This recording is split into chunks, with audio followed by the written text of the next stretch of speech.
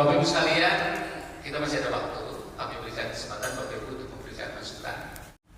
Pakulkuran sadayana di kawin aki ini jangan wareng budet-budet kaisipur lebih.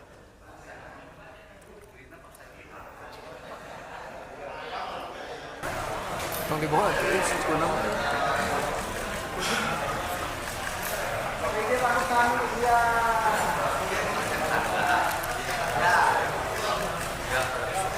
Ini Gubernur ke-17 dulu, silakan. Pemerintah pada Pak Presiden, Pak Prabowo Subianto, Pak Mendagri, Komisi 2 DPR RI, kemudian KPU Bawaslu yang hari ini menyepakati tanggal 6 Februari 2024 2025 pelantikan gubernur, wakil gubernur, bupati, wakil bupati, wali kota dan wakil wali kota. Tentunya kan ini momentum yang sangat strategik kita untuk melangkah sehingga ketika sudah dilantik nanti langsung bekerja. Maka saya bersyukur masyarakat Jawa Barat mendapat PJ gubernur yang sehebat ini, punya visi, kemudian orientasinya bekerja, jujur, berintegritas dan memberikan ruang terbuka pada saya untuk bekerja dalam setiap hari merumuskan kebijakan-kebijakan yang nanti dilakukan setelah menjabat. Nah kan saya menyampaikan bahwa saya ini pilihan politik publik 62,22%. Artinya saya akan ditagih janji kampanye yang saya sampaikan.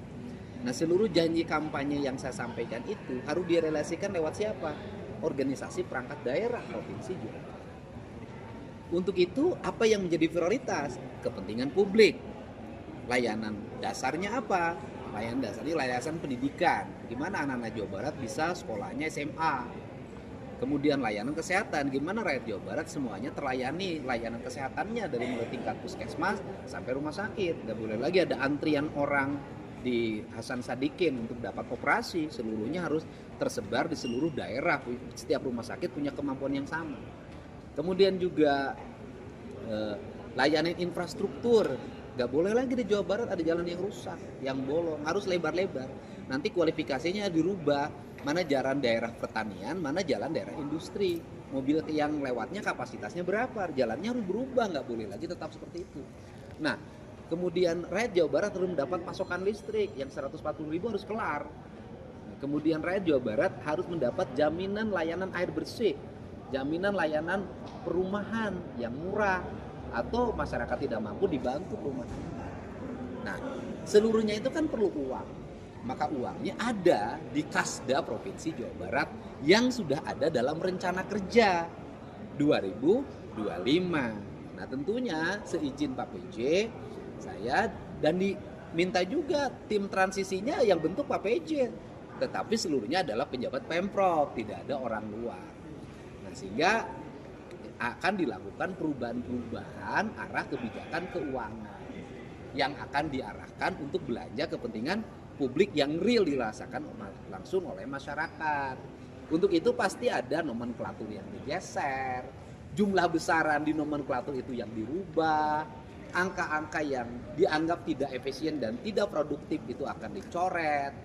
Inilah yang akan didorong sehingga seizin gubernur yang ke-17 setelah saya menganalisis bersama sahabat kembaran saya, Deddy Mulyadi, maka ditemukanlah angka yang mudah-mudahanlah bisa di atas 2 triliun untuk belanja publik di perubahan. Sehingga saya sudah menyampaikan ke Pak PJ, kita ingin jalan Jawa Barat selesai tahun ini. Gitu loh.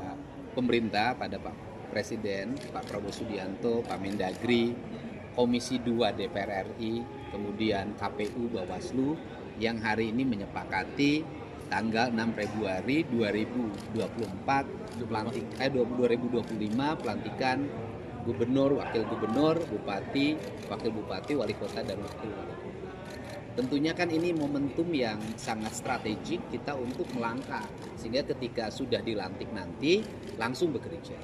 Maka saya bersyukur masyarakat Jawa Barat mendapat PJ gubernur yang sehebat ini, punya visi, kemudian orientasinya bekerja, jujur, berintegritas dan memberikan ruang terbuka pada saya untuk bekerja dalam setiap hari merumuskan kebijakan-kebijakan yang nanti dilakukan setelah menjabat.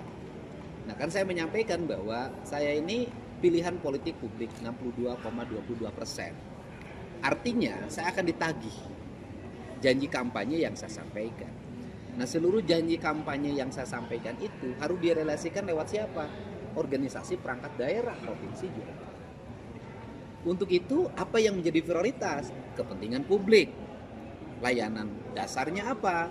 Layanan dasarnya layanan pendidikan, di mana anak-anak Jawa Barat bisa sekolahnya SMA.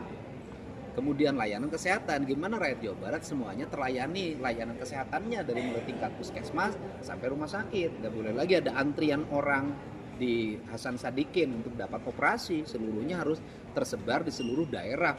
Setiap rumah sakit punya kemampuan yang sama. Kemudian juga layanan infrastruktur, nggak boleh lagi di Jawa Barat ada jalan yang rusak, yang bolong, harus lebar-lebar.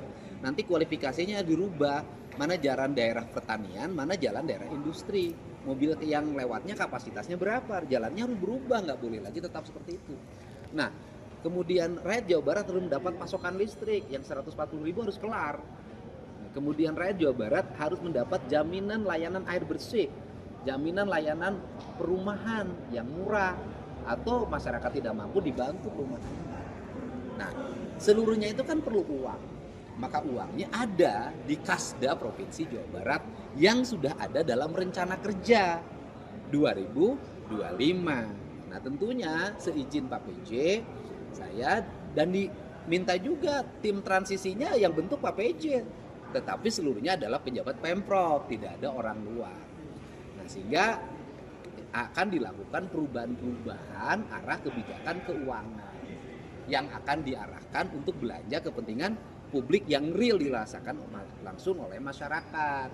Untuk itu pasti ada nomenklatur yang digeser, jumlah besaran di nomenklatur itu yang dirubah, angka-angka yang dianggap tidak efisien dan tidak produktif itu akan dicoret. Inilah yang akan didorong sehingga seizin gubernur yang ke-17, setelah saya menganalisis bersama sahabat kembaran saya, Deddy Mulyadi, maka ditemukanlah angka yang mudah-mudahanlah bisa di atas 2 triliun. Tak sempat baca berita? Dengarkan saja. Klik text to speech di sindonews.com.